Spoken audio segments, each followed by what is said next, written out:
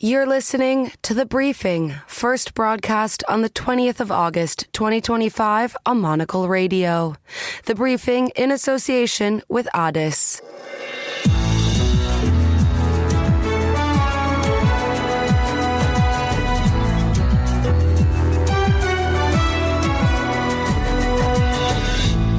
Good afternoon from Zürich. You are listening to The Briefing with me, Tyler Brûlé. Coming up on today's program from our headquarters here in the heart of Middle Europe, I'm happy to say Emma Nelson is back. She flew in yesterday evening.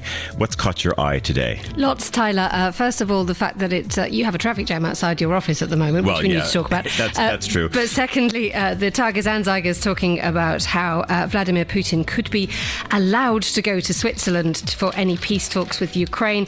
There is a scandal to do with Playmobil, and also the hotel industry here in Switzerland is asking for tax breaks despite doing very well indeed. Excellent. Also a little bit from you, of course, with the main headlines later on, Emma. Also be getting the business news from Bloomberg's Ewan Potts. Ewan, what do you have for us? Tyler, I'll be digging into the detail of Donald Trump's trading activities, which have pushed the US president's wealth to an estimated $6.4 billion. Great. More from you in a moment. Also in London, Andrew Tuck is there, also going to be going to Paris right now as well. Simone Bouvier. Bonjour, Simone. What do you have for us from the French capital? Bonjour, Tyler. We'll be talking about what's making the headlines here in France, Ukraine, of course, but also the discreet triumph of the Airbus A320. Very good. More from you later. Also, our Fernando Augusto Pacheco will be with us with a bit of a Eurovision update. Surprise, surprise. It's the 20th of August, 2025, live from Zurich. This is The Briefing.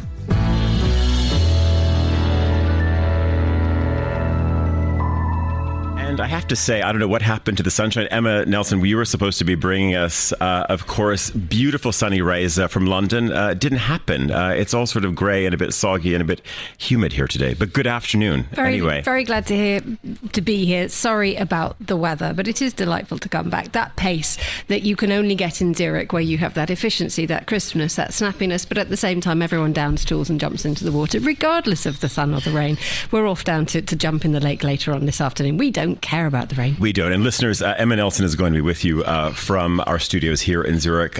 Really across the week. You're here for a full week. You're going to be doing a variety of programs from here, bright and early, midday, end of day. You'll even be joining me, of course, for a special edition of Monocle on Sunday as well. That I can't wait about. But yes, if you're tuning into the Daily this afternoon, we will have Marcus Schögl and Juliette Linley. We'll be talking about Migros and its 100th anniversary. A massive thing for a Swiss supermarket. Everyone's going bananas. I'll be doing the Globalist. I'll be popping up left, right and centre. I'll be surprising you. I don't have a defined schedule, so you'll just have to brace yourself and wonder whether you're going to get me in your ears at some point in the next 7 days. Excellent. I'm also happy to say that Marcella Palik, our style director, is here from Confect. We've got some Swiss design prizes in the space of fashion coming up in a couple of days. Marcella, what do you have for us?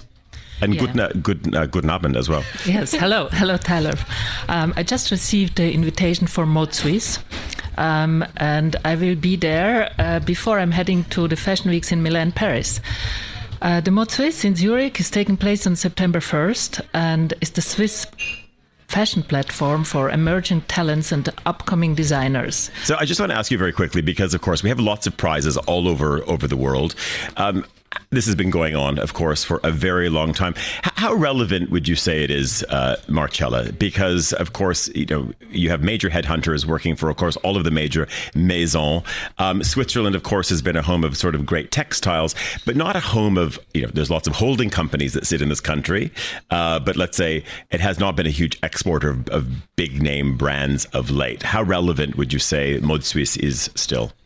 I think it's one of the most, or it's the most relevant platform, I think, because many talents are starting here, are having their first show, and as really everybody will be there, also like from France, from Paris, or Germany, or even London, there can be talents spotted and emerging designers seen the first time, and I think it's a super important networking platform for them. Now, we should say as well, you're also on the jury, full disclosure as well. Indeed.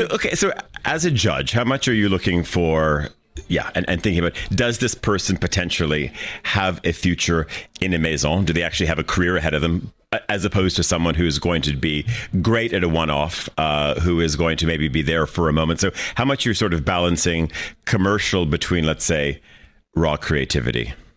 First of all, I'm going there with my confect eyewear. So I'm looking for talents I can cover in our confect or also in the podcast. And then secondly, of course, I'm comparing the talents, but as there are also universities or other schools, you can see liberated talents, and this is very refreshing because, of course, we need the commercial aspect, but if you see wild ideas, then you see really hope for the future fashion. Excellent. Marcella Pellick, of course, we'll look forward to the results, the winners, the analysis, and also what you've managed to spot with your confect eyewear as well. Emma Nelson, right beside me, not back in London, right here with the news headlines. Emma. Thank you very much indeed, Tyler. Donald Trump has said that the US may offer air support to Ukraine as part of a peace deal between Kyiv and Moscow. Having ruled out putting boots on the ground, the US is working out what any military support for Ukraine might look like.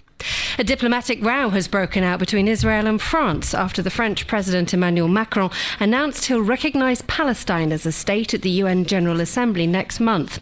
In a letter, Israeli Prime Minister Benjamin Netanyahu accused Monsieur Macron of fueling anti-Semitic fires. The President's office has hit back, saying it's a time for seriousness and responsibility. The Swiss pocket knife manufacturer Victorinox say it may have to shift production to the United States in order to escape import tariffs of 39% imposed by the Trump administration. The chief executive of the company said that they could move the final steps of the manufacturing process, such as cleaning and packaging, to America. And next year's Eurovision Song Contest will be held in Vienna. The Austrian capital beat the city of Salzburg to play host, with the event returning to the city's Wiener Stadthalle. Those are the headlines. Back to you, Tyler. Emma, any surprises there? I mean, I know you're a huge fan of Salzburg, of course. Yes, but I'm angry. You are angry? I'm really angry. And tell us why. Because, I mean, everyone's always could have gone to Graz. Were they going to be maybe a little bit edgy? Could it have showed up in Klagenfurt or somewhere like that? I think we all know the headquarters of ORF, the host broadcaster, is in Vienna at a time when, of course, you have to make it easy. But I guess, as you can say, look at maybe in Salzburg, they're good at a spectacle, aren't they? They're really good at a spectacle. Okay, perhaps not. Sorry, Salzburg, you're not massively edgy. But look, Vienna's had 3 goes at this now. It's only barely a decade since it did it. Okay, it's a really safe bet. They know it'll work. They know that the Stadthalle does the job really beautifully. They know that Vienna can embrace it. But Salzburg had other stuff going for it. This is the home of Red Bull, for starters, because it has got sort of pioneering, interesting companies there. Have you ever been to the airport? It's tiny and brilliant. It goes absolutely everywhere and connects everywhere, every single place. It's got a super train network. It's really beautiful. It's great beer, fantastic tract.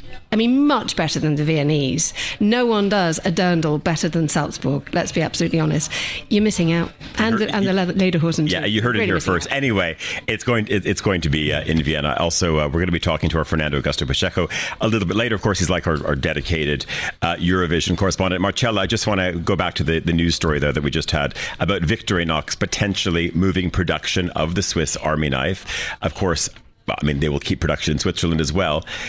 But moving into the States, of course, to avoid tariff issue. I mean, it's kind of a remarkable story because you're going to have to tool up very, very quickly to be able to make sure that you're going to get knives in children's, well, not just children's hands. I need to sort of ask a parent as well how you feel about this. Fine about knives with children. That's good. Is it still a Victorinox knife in all of its sort of tradition and manner if suddenly this little red icon is made in America and not made in Switzerland, Marcella? What do you think? No way. Sorry. I know the place. I'm you're going by, you're passing by with the train, you're seeing their headquarters, you're seeing the grass is like a lawn in the logo. So no, for me it's no option. Emma. It's a really tricky business decision because it means that the idea of a Swiss product no longer actually applies with that kind of thing. It's a very clever thing. And Victorinox last year anticipated that this might happen. How Swiss is that? and they had it tucked away, folded away in one of their sort of business knives. And they realised that actually this year they've been okay, but next year they're really, really worried about it. But they're not the only company that's doing it. Thermoplan, they make coffee machines, and they export a third of what they make to the United States. They're in trouble. Nespresso hasn't said anything, but there are these big national brands that are Swiss. The jewel in Switzerland's icons. crown. They really are. Absolutely. They're the jewel in Switzerland's crown. And if you suddenly start to finish off the production just to make sure that you don't have to export it to America at great cost, it's just a mess. There's going to have to be some long-term strategizing here. Emma, it's just 13:10 here in Zurich. It's 12:10 back in London. You're listening to The Briefing with me, Tyler Brûlé. Staying on a business theme, Ewan Potts is standing by for us from Bloomberg back in London. Ewan, I guess I always want to start. White House, of course, has disclosed details of President Trump's trading activity since coming to office. What's Bloomberg learned so far? Hello, Tyler. Yeah, in the 7 months since the inauguration, President Trump has made 690 investments with a total value of more than $100 million. Among the transactions released by the White House, purchases of corporate debt from Instagram owner Meta, retailer Home Depot, and telecoms company T-Mobile. Now, under federal ethics law, presidents aren't required to divest assets that may pose conflicts of interest, but they have done so anyway. Trump is, in fact, the first president not to have done that since the law was passed back in 1978. Unlike his predecessors, Trump didn't move his assets into a blind trust. His business empire is being taken care of by his two sons currently. As to how his investments are shaping up, well, we don't know much on that, as the disclosure doesn't detail the prices paid for these trades. But we do have an estimate of the president's total wealth, courtesy of the Bloomberg Billionaires Index. That currently sits at a cool $6.4 billion. Okay, Ewan, another one. This is where all CEOs and HR talent managers that should be paying attention, because you guys have a bit of analysis in terms of what it costs to remove an underperforming CEO. Tell us more. Yeah, last August, Starbucks decided what it needed to revive its flagging fortunes was a change of leadership. Now, that switch of chief executive, one job at the top, has cost the coffee chain $130 million. Now, a Big Take read today analyses the ballooning cost, particularly in the US, of bringing in new management. The corporate world, I think, is starting to resemble English football, where a few months of bad results can see the boss chucked out of the job. But the problem for companies is getting very expensive. The average payout to outgoing chief executives now tops $6 million, with the new man or woman getting an average of $9 million.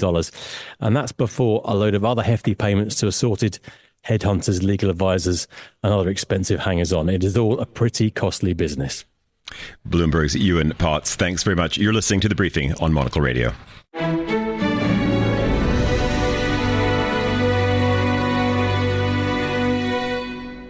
It is now time to head to London and Paris, also sticking around in Zurich as well. Emma Nelson's here, also Marcella Palak. I'm very happy to say that Andrew is in London. Andrew, good afternoon. Good afternoon, Tyler. How are you? I'm very well, Andrew. And Simone Bouvier, we caught you at the top of the program as well. Andrew, if we were opening the front pages, even, of course, looking at our own screens and our own pages as well, I believe, you should have our September issue as well in front of you. But where do you want to start, Andrew? Well, if we're looking at the September issue, I was just going to say that it's all about mobility, and I know that Simone wants to pick up with a mobility story today as well. But on the cover, we have perhaps an unusual star. We have the Rolsa, which is a personal shopping trolley or shopping cart, however you'd like to call it, that kind of went out of fashion in many European countries back in the 70s and 80s, but has somehow endured and thrived in Spain. So it makes an interesting cover star. But it's interesting as you look at that story, because it is actually about how our cities have been remapped and remade. The 15-minute city, minus cars, walkable. Suddenly this becomes the kind of tool that you need if you're a young person out to buy the wine shop. You're not going to go in the sedan to pick up your booze. You're going to take out your Rolsa. Do you think, Simone Bouvier in Paris, Simone, in your household, is there a Rolsa sitting somewhere in the courtyard? There is, but I must say that it has been sitting in the courtyard for many years now, because they belong to the older generation of dwellers of the said building.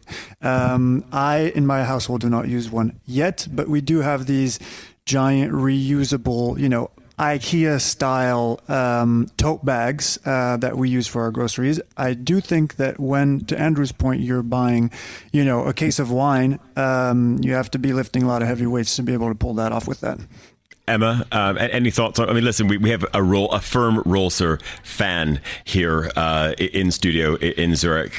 You're already sort of eyeing up for an upgrade as well, aren't you? Absolutely. When I saw the front cover of the September issue, Andrew, I swooned because I have a plain blue Rolser and I love it. And I never thought I could love a shopping trolley more deeply than I love my Rolser. But then you brought stripes to the game, and that's it. I'm in deep trouble.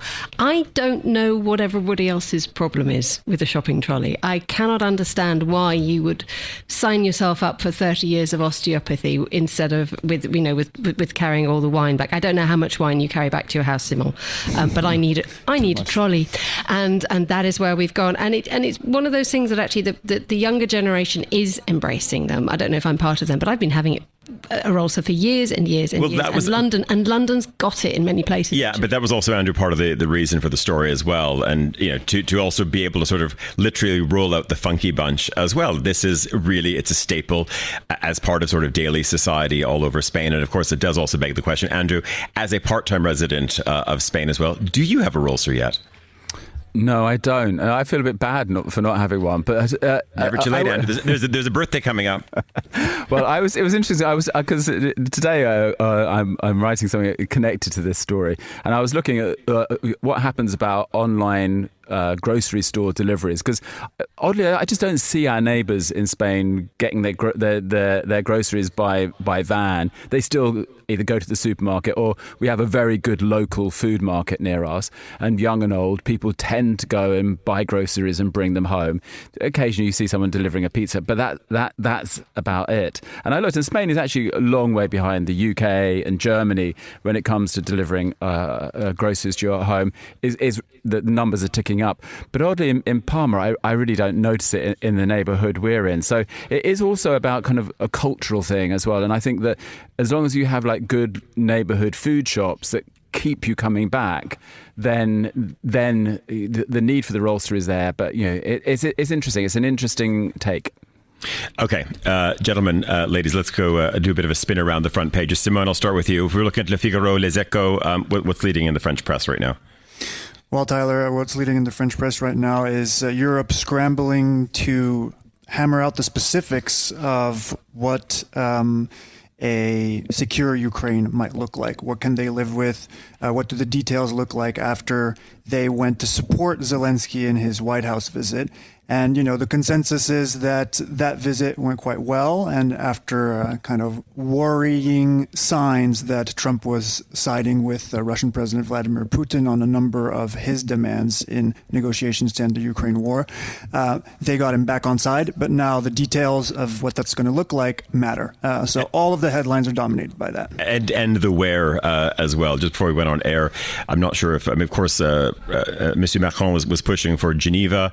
We're not sure if Geneva is still a contender. Is it going to go to Budapest? We saw Vienna this morning as well. I mean, Andrew, you can imagine also being a hotel manager right now, or being sort of part of one of the big groups, and thinking, how many rooms do you have to sort of suddenly, and suites, and assemble, whether you're in any of these European capitals. I'm wondering, we'll be talking a little bit later about Vienna and its role for Eurovision, but when it actually comes to a backdrop, when we talk about soft power, Andrew, how important is it, a win for a Budapest, for example, to suddenly be hosting, because it's not a city that's sort of been on the diplomatic mediation map? I don't know that it gets many repeat kind of holiday makers, but I think for changing the narrative about your city, these things are important. You look at the role that Qatar is playing as a place that can convene a conversation. Even for Riyadh, it's these places have gained traction as diplomatic centres over the last couple of years, because they have stepped forward to be what's seen as almost neutral territory between the US and Russia, or US and other parties. So I do think it is important. And in the old days, in the days of the Soviet Union, Reykjavik suddenly did become an important place for diplomacy and did get its name in people's minds much more because of this. And it is fascinating because you don't know how many people are going to be rolling into town. We've seen it, Tyler, when you're in the UAE, for example. I've been there to many events, and there's an extraordinary thing that they know they've invited the president of, I don't know, Turkey or a prime minister from a country who may be travelling with 10 or 20 or 30 or 40 people in their entourage. They just don't know.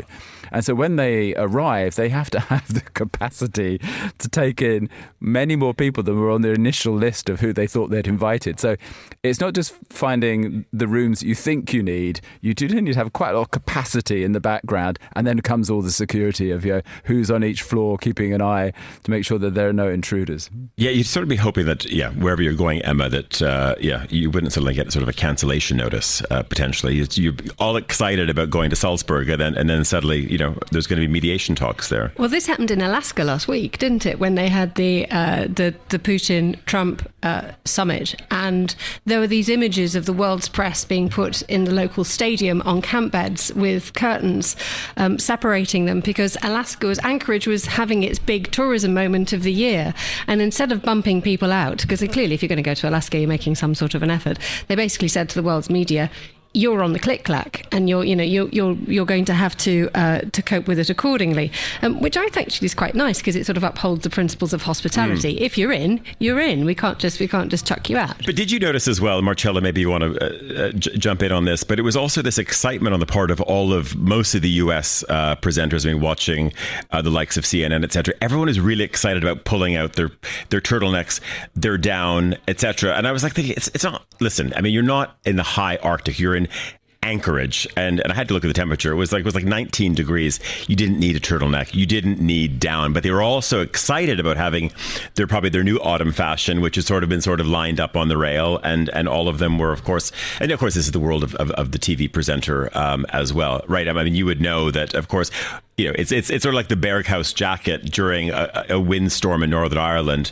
Everyone has to don it to sort of, look like we're sort of course, we are dressed for the weather, but we're sort of overdoing it. A Berghaus jacket has been in my wardrobe for a while. It's not there anymore. It's the ultimate news correspondent's TV nightmare is cold weather, because you want to dress like the Michelin Man.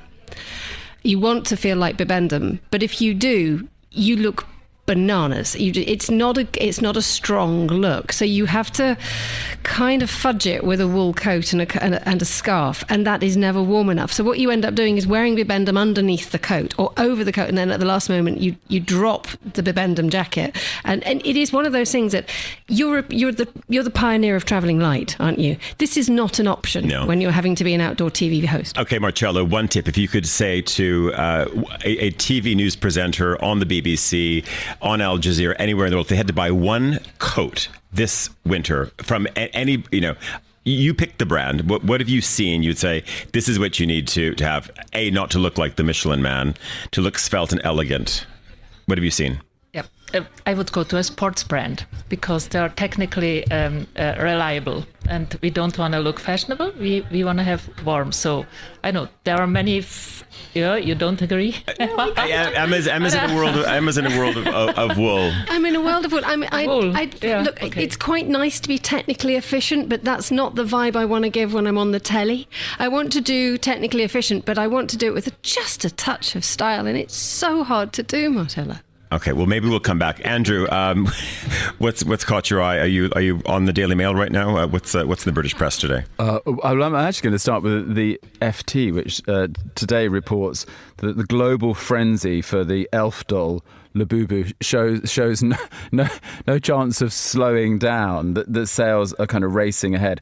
And this company that manufactures this Chinese company, Popmart, has already opened 40 stores in the last 6-month period, bringing its global total to 571, alongside 2,600 robo shops or vending machine stores where you can also purchase them. So it's fascinating that every generation has its version of this.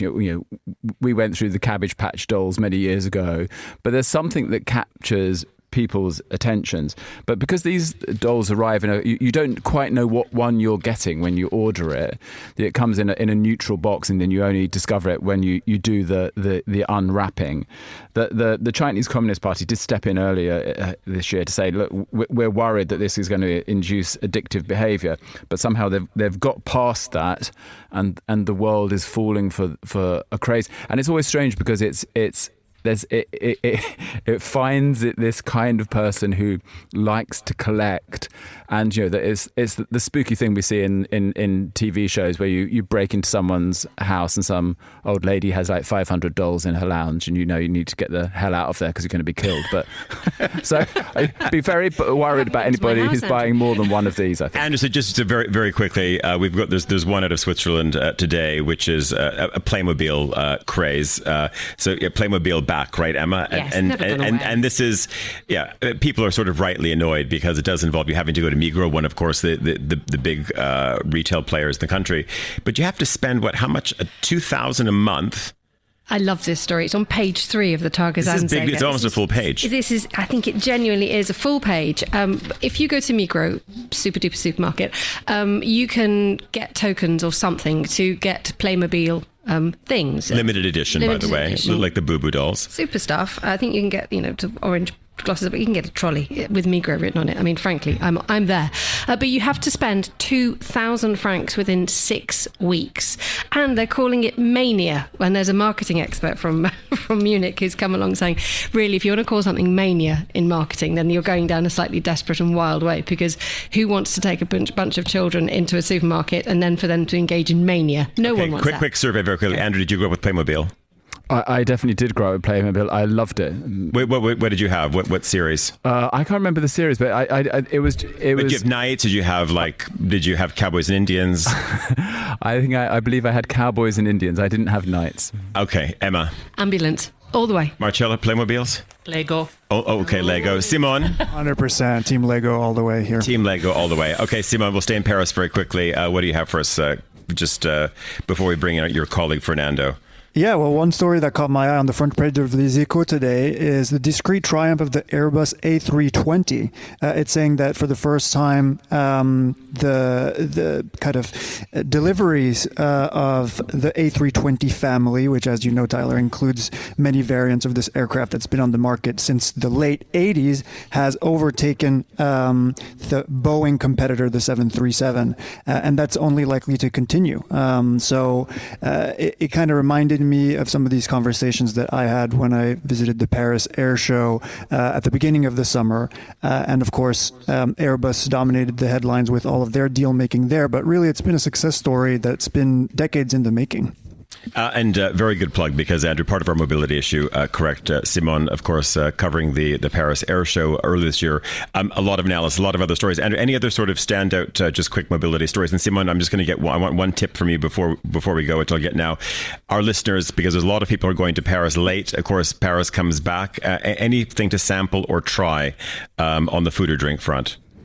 Well, if they want to join me in trying the it opened last year, but I haven't been yet, the rooftop on the BHV, which has a gorgeous view on all of Paris, and especially on the Emma nodding. City Emma Hall. likes BHV. It has this South American influenced cuisine, and I've been dying to try it, so I will be going there. Okay, we'll get the full report. That's Simone Bouvier for us in Paris. Just coming to 1328 here in Zurich, only about 2 minutes left. I'm very happy to say our Fernando Augusto Pacheco is in studio for us in London. Fernando, we were talking, of course, about Eurovision at the start. It's official. It's going to be Vienna. Your thoughts and feelings, please. My first thoughts, Tyler, that I'm very happy that finally Eurovision is back to a big capital since 2018 when it was hosted in Lisbon. It's all very nice to be in Basel, Liverpool, but you know what? I was missing, actually, Eurovision in a big city. And I think Vienna, it always tops the quality of life rankings, including our own. It's a lovely city. And I'm very hoping hoping. I'm very excited.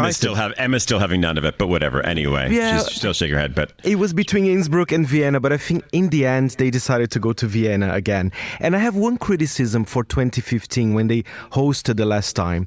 It was a little bit sedated. So I think what they should change compared to, about a decade ago is to kind of feel more the Eurovision spirit in town. I think that's my only advice. I might have a little chat with the mayor and the organizers, Tyler.